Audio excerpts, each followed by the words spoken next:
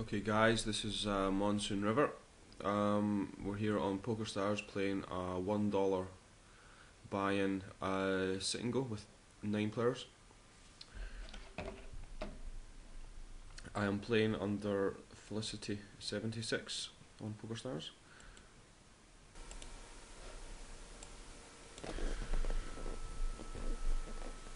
We have 3 prizes for our 9 player Sitngo.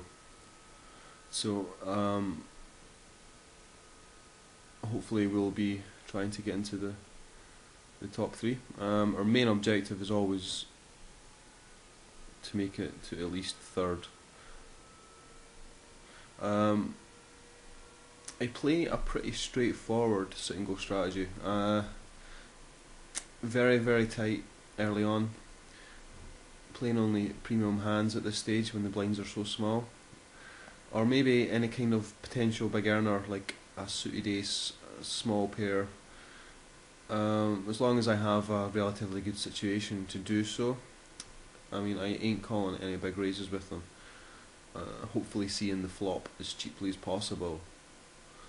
And I'm only continuing with the hand if we really hit something. But we're really looking to see other players battle against each other at this stage. Which you always find, especially at these small stakes, players knock each other out pretty quickly. So I mean, we're just going to kick back, see what happens. Okay, we have an all-in, which I doubt will be called. Oh. Wow.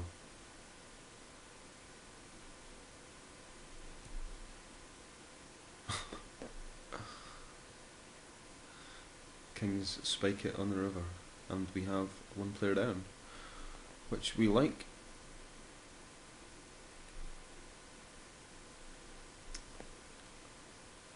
I'm just looking to see how that hand played there. I have a funny feeling this guy limped with his kings. Yep, he limped with the kings and called it all in. So we need to take note of that. This guy limping there with the kings.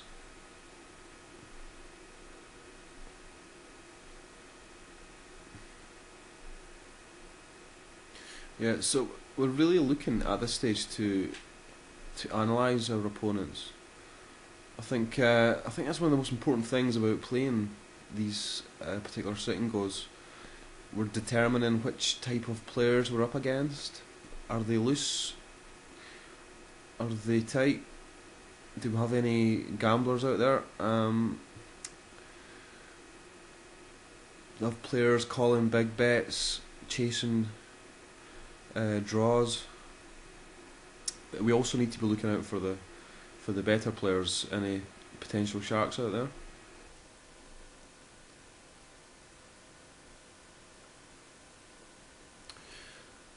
So once the blinds increase a bit more towards the kind of middle stage of the tournament, and we start to lose a couple of players, we need to start taking more chances and loosen up a bit. Once the blinds are up at kind of 50, 100, 75, 150, they're now worth stealing. So hopefully our tight image that we're giving off at the moment should earn us a bit of respect when we need to make some more moves. And the final kind of crucial part of a Sitngo is when we're down to 4 or 5 players and we're near the bubble stage. Things really tighten up then for most players. There's that fear of finishing 4th and losing out on the top 3 places. Our strategy at that point is going to depend on our situation. our stack and our stack in relation to the other players. If we've got a pretty good healthy stack, then that's the time when we need to be putting pressure on similar stacks, because they don't want to go up against that can put their one at risk, especially if there's other players really low down.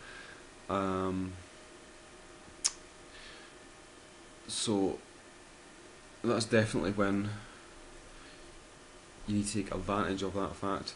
And if on the other side of the coin we have a low stack, then we have to be very, very tight and very aggressive. Pretty much putting our chips on the line in a lot of situations. We're not limping, we're not calling, pretty much.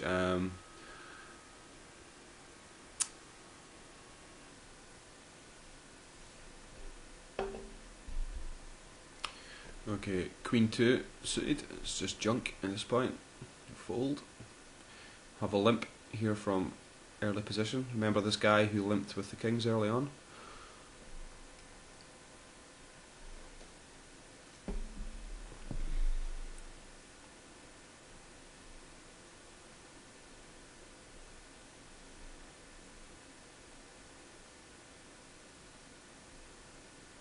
This guy thought about it for a while and folded.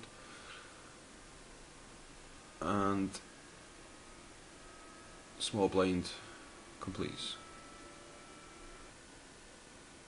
And jam call has put in a healthy raise.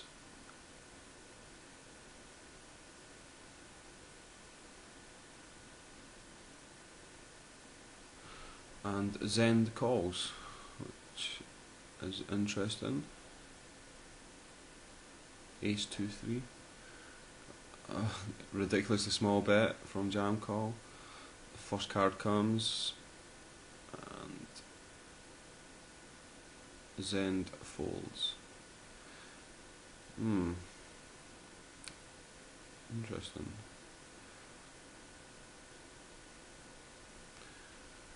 Interesting to know that he limped and called such a big bet and gave it up so easily after very small calls from jam call. I mean, he obviously had the ace and was looking to get paid or raised, even though there was a flush draw there.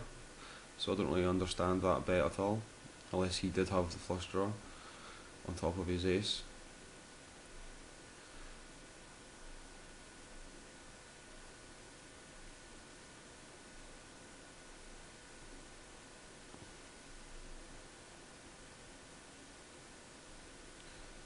Okay, Zend maybe on tilt there,